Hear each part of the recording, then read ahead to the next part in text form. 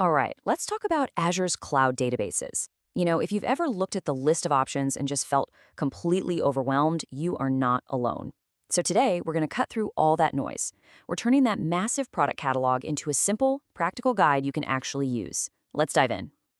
So this is really the big question, isn't it? It's what every company is trying to figure out right now. Because in the age of AI, data isn't just something you need to store anymore. It's the fuel for everything, for innovation, for new insights, for creating amazing digital experiences. The whole game has shifted from just collecting data to really using it as your most powerful strategic asset. So why would you build your data strategy on Azure? Well, it's about more than just a place to put your files. It's about creating an entire ecosystem where your data can really shine. It's about moving way beyond basic storage to unlock its real strategic power. And Azure has a super clear vision for how to help you do that.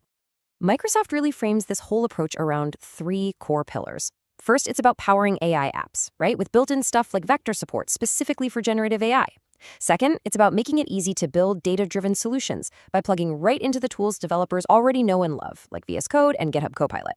And third, and this is crucial, it's about doing all of this at true cloud scale, with all the security, performance, and compliance you'd expect. Okay, so with that foundation in place, let's actually get into the toolkit itself. Looking at the Azure product page can feel like trying to pick one screwdriver from a hardware store the size of a city. It's just too much. So to make sense of it all, we're going to group the dozens and dozens of services into just 3 core categories. First up, we've got the classic, relational databases. Just think of these as super organized digital filing cabinets. Everything has a very specific, predefined place in tables, rows, and columns. This rigid structure is absolutely perfect for apps where you cannot compromise on data integrity.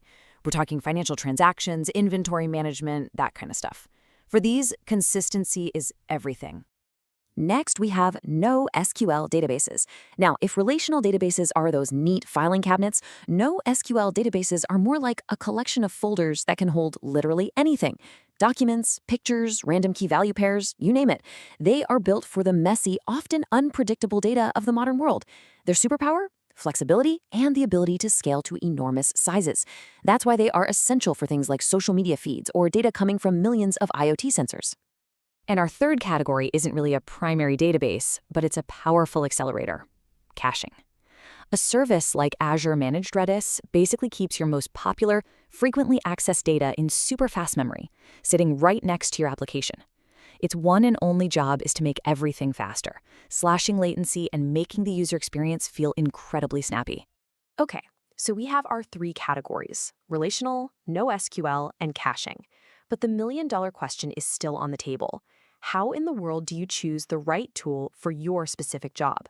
Let's build a really simple framework to help guide that decision. The first and most important decision really boils down to what you see here.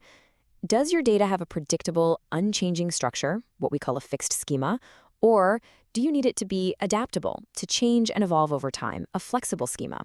Seriously, your answer to this one question will point you squarely in the direction of either the relational or the NoSQL camp.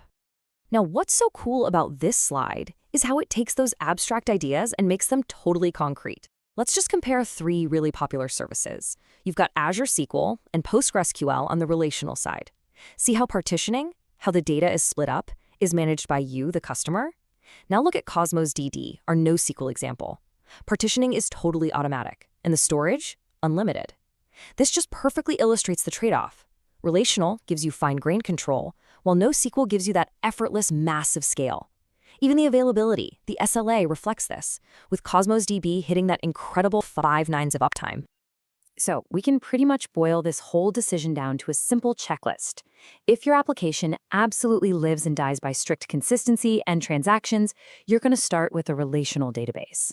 If you're building for huge, unpredictable scale and you need that data flexibility, NoSQL is your answer. And honestly, for almost any modern app, if you want to make it faster, just add a caching layer. Okay, theory is great and all, but let's see how this stuff actually plays out in the real world. Now we're going to look at how some major companies are using these exact tools to innovate and connect with their customers in some really cool ways. So our first example is a global powerhouse, the Premier League. Just think about their challenge. They have to connect with hundreds of millions of fans all over the world, all at the same time, delivering personalized, real-time experiences while a match is going on. So how on earth do they pull that off with Azure Cosmos DB? This is the textbook use case for a NoSQL database. They're dealing with a ridiculous volume of unpredictable data, clicks, views, fantasy league updates, coming from a global audience. Cosmos DB gives them the insane scale and the flexibility they need to create that deep fan connection without ever skipping a beat. Now, let's pivot to a completely different world. We're talking about NASDAQ, a name that's basically synonymous with financial markets. They're using Azure to transform the boardroom experience, a place where reliability and security aren't just nice-to-haves, they are absolutely non-negotiable. And the technology behind this? Azure Database for PostgreSQL. This just brilliantly shows the other side of our decision checklist. For mission-critical financial services, you need the rock-solid consistency and data integrity you only get from a relational database. NASDAQ leverages the proven reliability and performance of PostgreSQL to deliver secure AI-powered insights right into the boardroom. And that really brings us full circle. As this quote from Microsoft puts it, the entire goal here is to empower developers to either modernize the apps they already have or to build entirely new AI-ready ones from scratch. The right database isn't just another component, it's the intelligent foundation for whatever you're building next. So, there you have it. We've broken down this massive toolkit into 3 simple categories. We've put together a framework for choosing the right one for your project. And we've seen how organizations, from global sports leagues to the heart of the financial markets, are using them to get incredible results. The only question left is, what will you build?